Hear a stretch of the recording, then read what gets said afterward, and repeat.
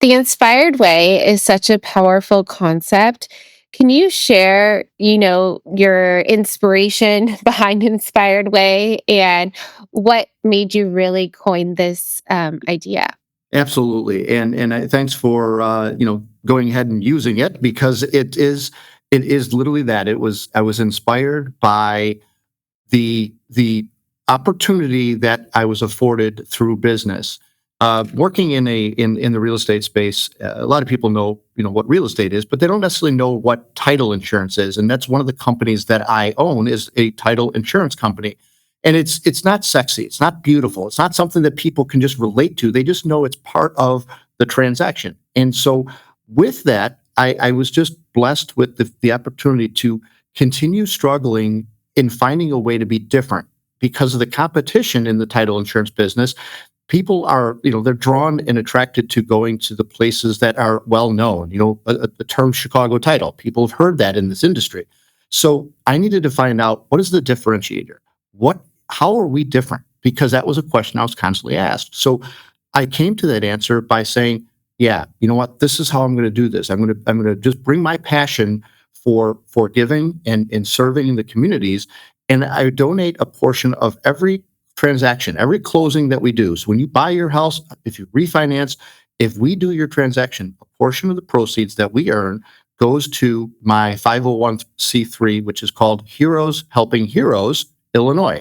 And we are just dedicated to becoming a resource for people that are looking for ways to get help in all of these different avenues. There are so many different avenues.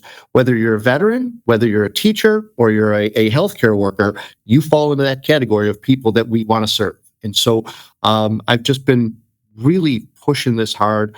And it helps when your daughter is a therapist in the mental health space already. So my passion for this is kind of bled over into her, and she is kind of leading this philanthropy effort with me. And she is the president of that organization, Heroes Helping Heroes, as a therapist. It's been just amazing. I love that you are bringing in the next generation. You're involving your daughter. Is philanthropy something that has been always a part of your life? Like, where did your first experience of giving back really ignite this fire within you? I love to tell the story because I met my wife when we were in high school, senior year of high school, and I went to an all Catholic boys high school, and we were part of our religious education was to doing some charity, working with different organizations, and they gave us a list of a lot of things, and you're a high school kid, and your thoughts are never really into like what does this mean? What does this do? How does this work?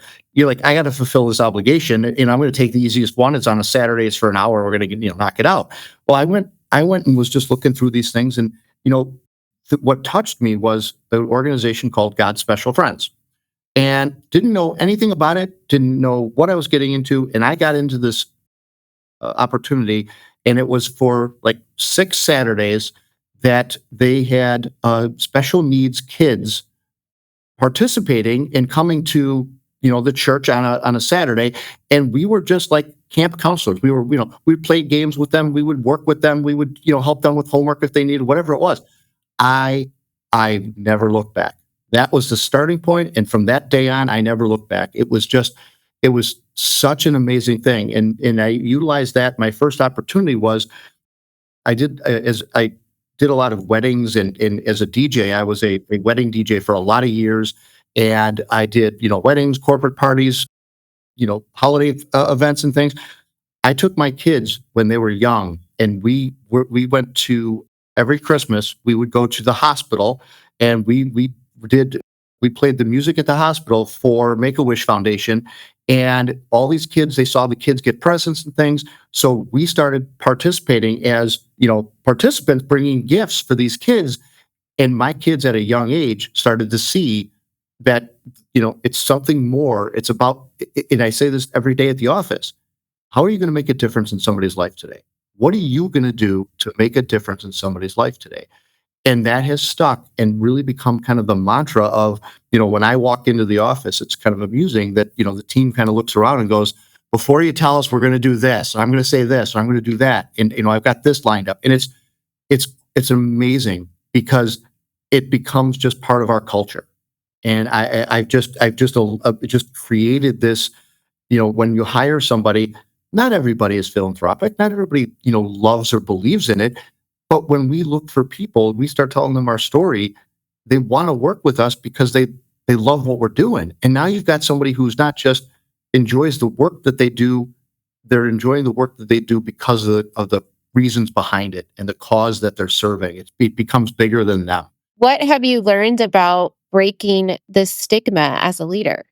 I think it's been something that has been on my heart, since I've really been in business, and then watching, my daughter really evolve in her therapy journey and wanting to be a therapist, and really get into the mental health space. I was so just thankful, and it's not my background. It's not anything that I really aspired to be or do. It was just interesting and exciting watching her follow that, and watching her grow into the young adult that she is today, and having this tremendous passion for people and the impact that it has. But what I've found through a lot of my mentoring groups and networking events and speaking events, that nobody's talking about it, Haley.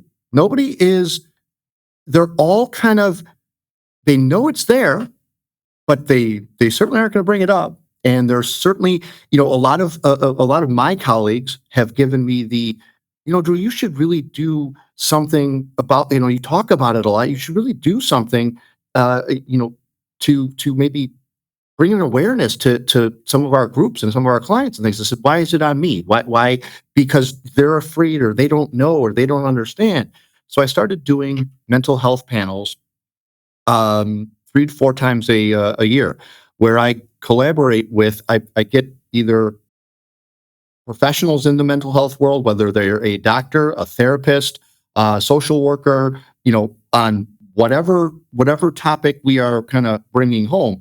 But I started it out with the basic concept of what does mental health look like in the workplace, and kind of, you know bringing this to fruition, to other leaders, and really even just the general public. I did not limit the audience to just business people, and people that are executives, because as a worker, you can go to the office, and you know the person that's sitting in your quad with you can have a mental health issue, and you don't know, and maybe you're having to work with them, but you don't know how to work with them because they've got some depression issues, or they've got some other issues that you need to know how to interact, and maybe what does that look like. So we did an hour long panel event where I was the moderator asking questions, and going through the ABCs basically of